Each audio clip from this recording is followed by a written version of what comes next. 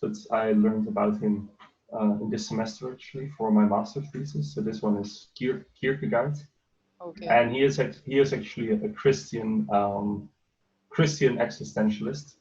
So what I said previously of putting God between brackets is perhaps not entirely justified. At least he's a little bit of an exception, I would say, but he's also one of the, like I said, one of the founding fathers. So for Kierkegaard, it's pretty much like you said, right? Like he made the difference between Christianity on the one hand and Christendom on the other hand, and what he really resented in his Danish fellow men and women in Denmark was that basically everybody assumed to be Christian just by virtue of being born in a Christian society, without just like you said, right? Like just because I'm born from Christian parents in a Christian society, and yeah, sure, I guess I go to church Sunday and I have the Bible at home, so you know I have my checklist of all the things that would make me yes. devout. I do this whenever I'm scared, so I'm Christian. Yeah. Yeah, right, exactly. So of course it's a very superficial way to experience religion. Oh. So what he really so that is the book called Fear and Trembling, which I read for my thesis. Okay. And in there he talks about the story of Abraham, which is then for him really a true sort of example of what it means to be a religious person, because as you know, right, Abraham is also important in Islam, of course. Yes. So Abraham has to sacrifice Isaac. God calls upon him to sacrifice his son. Yeah. And so for Kierkegaard, is then the interesting thing is that this religious person, which Abraham obviously is, and he has a connection with God, and you know God promises him all these kinds of things, and he acts according to these promises.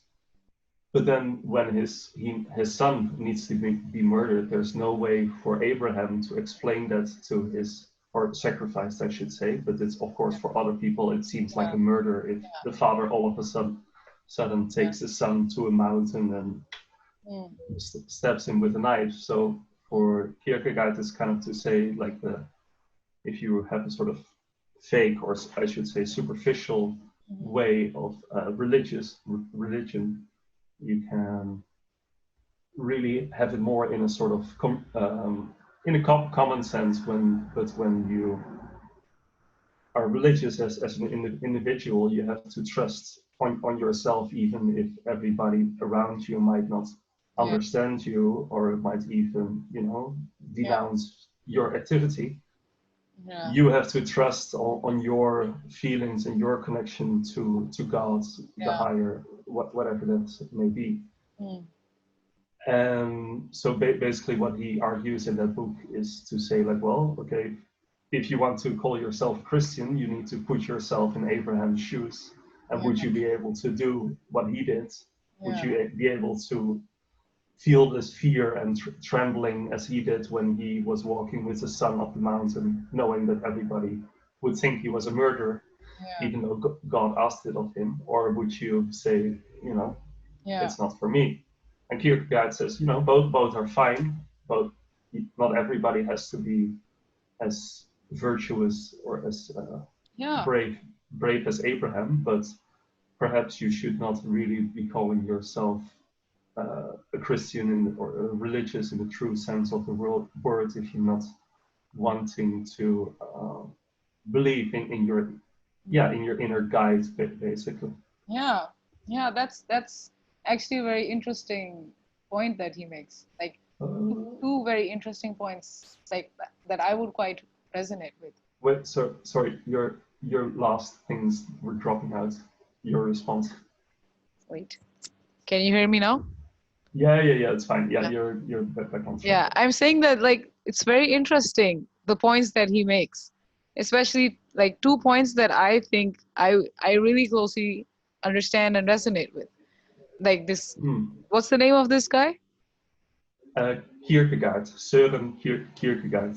Okay, you'll have to write the spellings for me later. So, Yeah, sure. anyways, I'll write it yeah, down. like the first thing that you said that you need to have this faith or belief in yourself and in God, Hmm. even if the world is not, you know. And at that time, even I've heard that when Prophet Ibrahim, peace be upon him, when he believed in God, nobody in the world believed in a God. Like he was the only Hmm. believer in the whole world who believed in him at that time. Right. So you need a lot of, I can say, perseverance and self-confidence to actually reach that level, you know. And Right. the second thing about the sacrifice, like he was basically sacrificing his son, his dearest son, for God, like because as much as I know, God asked him to sacrifice his most precious thing for him, so that was his son. So the idea that we should take from him, like he says, put yourself in Ibrahim, as a Prophet Ibrahim's shoes, is that it's okay to sacrifice something that you love so much just for God, you know. So even like Mm-hmm. even if it's money, wealth, or something else, like whatever you think is really close to you, even that you can sacrifice for God, and that's okay, I guess. So like being able to not like being able to give away something that you love only for him. Yeah. Right. Hmm. Yeah, for sure. That is what Kierkegaard then calls the sort of the double movement. Hmm. So the sacrifice is the first movement. So like as a religious person, he says that you should be willing to give up basically all of the earthly things, possessions, relationships, right? Like Yeah. the the first importance in your life should always be your relationship to God, and the rest of the things come second.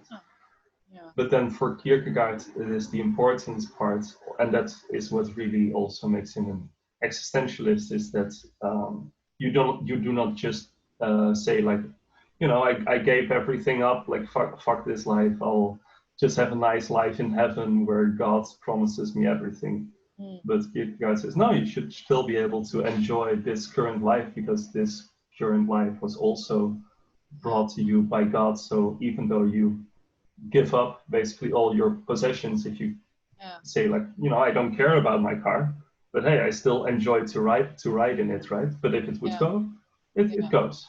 Okay, fine. That's Yeah. that's okay. Exactly.